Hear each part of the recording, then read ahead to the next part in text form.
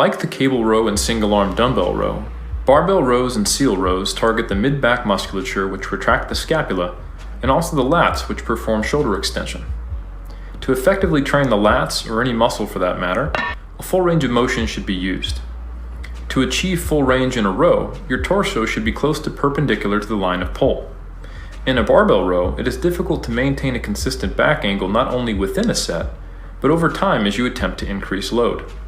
As you push rep to rep, or as you push to beat your logbook, it is common for a jerk of the hips to occur at the top of the movement, or for your back angle to decrease over time. However, using momentum generated from the hips at the top of the movement and standing up more and more over time both reduce the effectiveness of the row. The hardest portion of a row is when the bar is closest to your body, and jerking your hips at this point to complete the motion means reducing load on your lats at the peak point of tension. Likewise, training with greater ranges of motion, even when using lighter loads compared to partial range of motion training, has been repeatedly shown to enhance hypertrophy in the literature. Therefore, reducing your range of motion by only bending at the waist very slightly will also compromise the effectiveness of this movement. Thus, perform reps while maintaining as much of a bent over position at the waist as you can without losing neutral spine from neck to lumbar. A way to avoid reducing your range of motion is by performing a barbell row from the floor, also known as a pendulum row. While this is perfectly acceptable and allows a consistent start and end point of the lift, many lifters simply don't have the hip and lumbar mobility or the necessary height and limb lengths to maintain a neutral spine while doing barbell rows from the floor.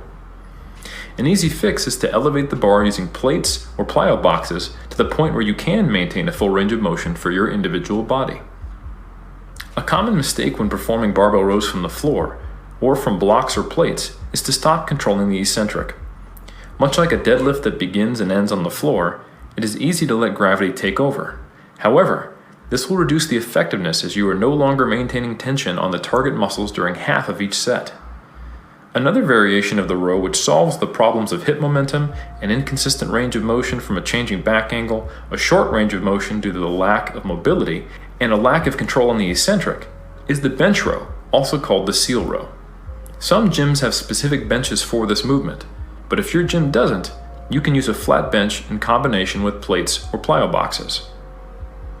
You can also perform seal rows with dumbbells if the height is too low for a barbell, or you can load a barbell with smaller circumference plates. As shown here, you can perform reps with your elbows slightly flared to the side, which you may feel more in your scapular retractors and rear delts, or with a neutral grip rowing towards your hip as demonstrated in our other row tutorial video, which you may feel more in your lats. Whether using dumbbells or a barbell, the seal row is an effective variation that allows a consistent range of motion typically greater than that of a bent over barbell row, which minimizes the use of momentum and discourages an uncontrolled eccentric. However, being a chest-supported row, you don't have to maintain muscular effort to keep a neutral spine, and thus, it doesn't isometrically challenge your spinal erectors.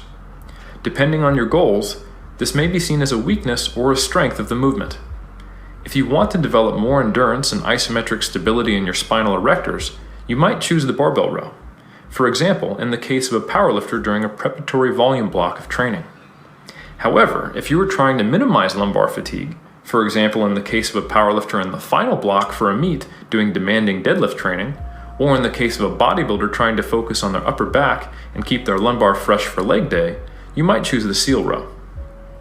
Finally, you can increase the contribution of the biceps in a barbell row by performing it with an underhand grip, or decrease it by performing it with straps and an overhand thumbless grip.